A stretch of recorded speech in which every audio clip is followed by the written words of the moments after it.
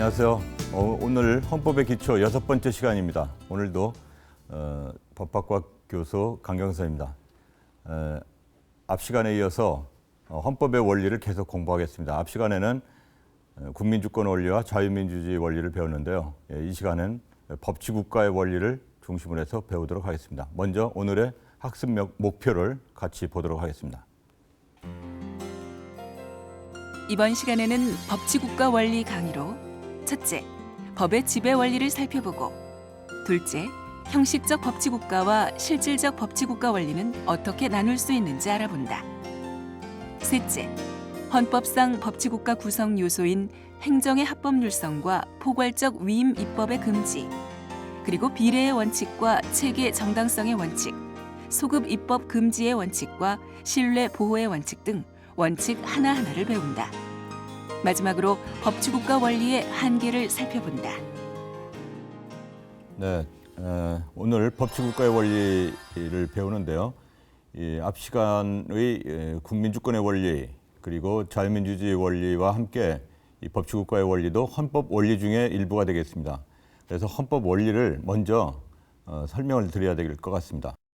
헌법 원리라고 하는 것은 헌법의 이념적 기초가 되는 또 헌법에 내재하고 있는 그런 가치들을 뜻하는데 우리나라 헌법 130개조 물론 전문과 부칙을 포함해서 헌법 전체가 일정한 이념을 가지고 이념을 추구를 하고 있습니다. 그러니까 헌법의 지도 원리라고 할 수 있는 것이 바로 헌법의 원리가 되는 것입니다. 그러니까 헌법의 원리가 헌법의 제 몇 조 다음이 이제 우리 헌법의 지도 원리다 이렇게 규정되어 있는 건 아닌데 헌법의 개별 규정들이 도출된 일정한 가치나 이념 이런 것들을 정리해 놓은 것이 헌법의 원리다 이렇게 볼 수 있겠습니다. 그러니까 헌법의 원리로부터 구체화된 것이 헌법 규정들이라고 할 수 있겠죠. 그러니까 헌법 규정들은 이제 헌법의 원리를 잘 알아야만 잘 해석이 된다 이렇게 이제 생각을 해볼 수가 있겠습니다. 그래서 먼저 이 헌법의 원리가 가지고 있는 그 규범적 의미, 그러니까 어떤 의미가 있는가라고 하는 것을 좀 먼저 보도록 하겠습니다. 이 헌법 기본 원리라고 하는 것은 비록 헌법 규정 그 자체는 아니라 할지라도 헌법과 모든 법령의 해석의 기준이 되는 것입니다. 해석을 할 때 헌법 기본 원리를 모르면 안 된다는 겁니다. 따라서 헌법보다도 더 중요한 것일 수가 있는데요. 그래서 국회에서 제정하는 입법권의 범위와 한계를 설정을 하게 될 것이고요. 집행부에서 행정부에서 국가정책을 할 때에도 헌법을 염두에 둬야 되는데 마찬가지로 헌법 규정이 아닌 이 헌법 원리까지도 항상 염두에 두고 그 방향을 맞추어서 그 기준에 부합되는 그런 국가정책을 해야 된다. 이렇게 이제 볼 수가 있겠습니다. 다시 세 번째, 국가기관과 국민이 함께 존중하고 준수해야 할 최고의 가치 규범이다. 헌법이라고 생각을 하시면 되는 겁니다.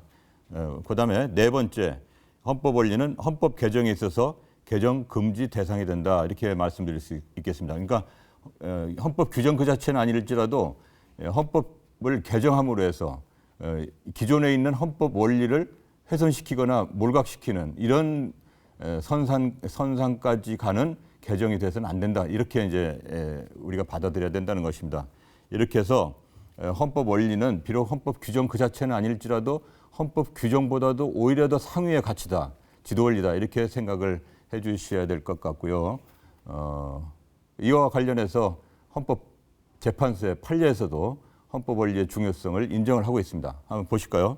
헌법의 기본 원리는 헌법의 이념적 기초인 동시에 헌법을 지배하는 지도 원리로서 입법이나 정책 결정의 방향을 제시하며 공무원을 비롯한 모든 국민, 국가기관이 헌법을 존중하고 수호하도록 하는 지침이 되며 구체적 기본권을 도출하는 근거로 될 수는 없지만 구체적 기본권을 도출하는 근거는 안 되지만 기본권의 해석 및 기본권 제한 입법의 합헌성 심사에 있어서 해석 기준의 하나로서 작용한다. 이렇게 헌법재판소에서도 인정을 하고 있습니다. 헌법재판소의 의미라고 하는 것은 다분히 헌법 원리가 학자들만, 학설로서만 그 중요성을 인정하는 게 아니라 현실에서도 사법부인 헌법재판소에서도 헌법 원리의 그 중요성을 그러니까 규범으로서의 그 의미를 인정을 한다 이렇게 이제 보시면 된다는 거죠. 이렇게 해서 헌법의 기본 원리가 무엇인지 한번 정리를 해보죠. 헌법의 기본 원리는 지난 시간에 배웠던 국민주권 원리, 그리고 자유민주주의 원리, 그리고 오늘 배울 법치국가의 원리, 그리고 다음 시간 사회국가의 원리, 그리고 문화국가의 원리, 평화국가의 원리, 이러한 것들이 우리 헌법을 지도하는 그런 중요한 원리들이다. 이렇게 일단 정리를 할 수 있겠습니다. 그러면은 이어서 이제 오늘 주요 학습 목표인 법치국가 원리를 중심으로 해서 학습을 하도록 하겠습니다. 법치국가 원리를 보겠습니다.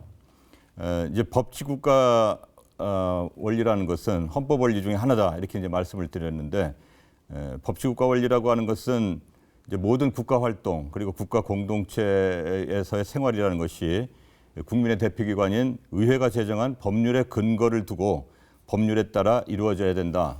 이제 이렇게 해서 아무튼 법을 중심으로 해서 모든 국가의 통치를 해야 된다. 그러니까 국가 생활의 표준이 법이다라고 하는 것이 바로 이제 그 법치국가의 원리다 이렇게 볼 수 있겠습니다.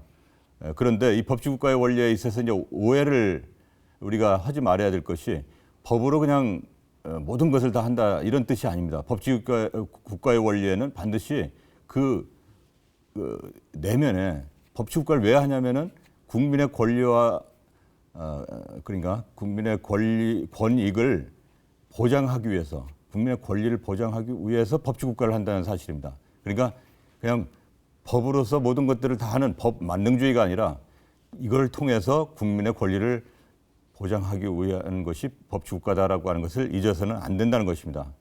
동시에 이제 법치주의를 통해서 얻을 수 있는 것이 예측 가능성, 법적 안정성이라고 하는 동시에 이제 법의 이념들, 역시 이제 법을 통한 통치, 이것은 역시 이제 법이 없는 것보다는 훨씬 더 확실하고 장래에 대한 예측 가능성이 확실하고 또 전체적으로 법적 안정성을 주는 이런 효과도 있습니다. 아무튼 이렇게 해서 법치국가라고 하는 원리가 그런 뜻인데, 이 법치국가 원리가 어떻게 형성됐는지를 역사적으로 우선 좀 보도록 이렇게 해야 되겠습니다. 우선 이 법치국가라고 하는 것은 이제 우리나라 헌법에 지금 하나의 원리로 들어와 있는데, 이 사상적으로 이렇게 이제 그 유래를 보면은 하나는 영국 계통에서 오는, 영국에서부터 오는 법의 지배, rule of law라고 합니다. 법의 지배 사상으로부터 이렇게 이제 왔는데, 우리 헌법은 영국 헌법에서 이렇게 모델을 받은 것이 아니고 주로 독일 헌법에서 모델을 받았다고 말씀을 드렸죠. 그래서 길게 보면은 영국의 법의 지배 전통도 이렇게 해서 경유를 해서 다 들어와 있는데, 직접적으로는 독일의 법치국가 사상 뭐 이런 것에 의해서 영향을 받았다 볼 수 있겠습니다. 법치국가와 관련해서 법의 지배, 영국에서 서서히 확립되고 또 이렇게 전 세계에 하나의 모델이 되는, 전 세계에 영향을 준 법의 지배라고 하는 것은 어떻게 정립됐는가라는 것을 간단히 말씀드리겠습니다. 영국은 민주주의와 법치주의 또 의회 뭐 이런 것에 있어서 그 어떤 나라보다도 많은 부분에서 선도를 했습니다. 그래서 민주주의 전통이 가장 깊었다, 오래됐다 이렇게 말씀드릴 수가 있죠. 이제 그런 관점 중에 하나가 바로 법의 지배라고 하는, 오늘날의 법치주의라는 것도 영국에서 제일 먼저 확고하게 전통이 섰다 이렇게 말씀드릴 수 있겠는데, 그와 관련해서 중요한 인물이 한 사람이 있습니다. 그러니까 에드워드 코크라고 있는데요. 이 에드워드 코크라고 하는 인물은 법의 지배와 관련해서 반드시 알아야 될 한 인물이라고 할 수 있겠는데요. 대개 이제 1600년대 초기 전후에서 살았던 인물인데, 영국은 다른 나라에 비해서 의회가 많이 발달했던 나라입니다. 군주의 권력이 그만큼 일찍이 1200년대 마그나 카르타에 의해서 부터 시작해서 군주의 권한이 제약되기 시작했던, 그러므로 해서 상대적으로 당시에는 귀족을 중심으로 한 초기 의회에 의해서 왕권이 제약되고, 시기가 지나면서 평민들의 대표기관인 하원까지도, 상원이 귀족의 대표라면 상원, 하원이 구성이 되면서 전체적으로 의회가 구성이 되고, 이 의회에 의해서 왕권이 일찍부터 제한이 되는 이런 민주주의의 전통을 이제 보이게 됐습니다. 아무튼 이제 이런 과정에서 영국 하원에 있었던 에드워드 코크가 그러니까 1600년대에 제임스 1세 당시의 군주하고 이렇게 이제 갈등 관계를 빚게 됐습니다. 그런데 제임스 1세는 사실은 절대 군주가 되고 싶었었는데, 그러니까 마음대로 영국의 약간의 전통을 위반하면서까지 명령을 내려가지고 일정한 자기의 의지를 관철시키려고 했습니다. 이때 하원에 있었던 에드워드 코크가 이제 맞서서 제임스 1세 군주에게 왕의 칙령은 우리나라 전통으로 봐서 법이 아니다. 우리나라의 법은 이 법원에서 그동안 오랫동안 축적된 그런 커먼로 보통법이 있고 또 관습법이 있고 또 의회가 제정한 의회법이 있다. 이 세 개 종류의 법 이외에는 법이 아니다. 따라서 왕의 명령은 법이 아니다. 왕은 의회의 동의 없이 마음대로 명령을 할 수가 없는 것이다라고 하는 이런 식으로 해서 왕도 법 아래에 있는 것이다. 그래서 법의 지배 아래에 모든 그 사람들이 평등하게 그 준수를 해야 된다라고 하는 이런 것으로 맞섰습니다. 사실은 뭐 자칫 잘못했으면 이제 또 처형도 당할 수 있는 그런 용감한 그런 발언을 한 것이죠.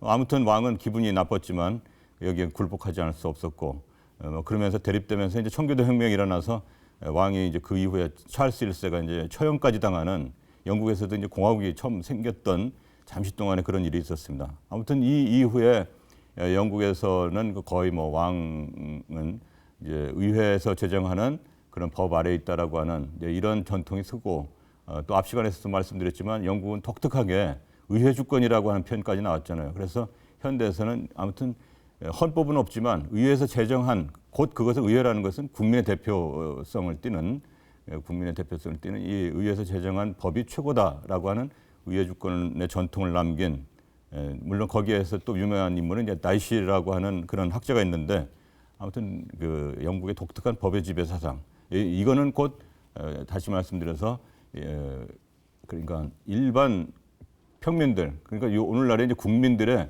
권리 보장을 위한 법의 지배 사상이다. 이렇게 이제 정리를 할 수 있겠습니다. 다음에는 이 독일에서도 이제 또 이런 그 법치국가 사상이 발달을 했거든요.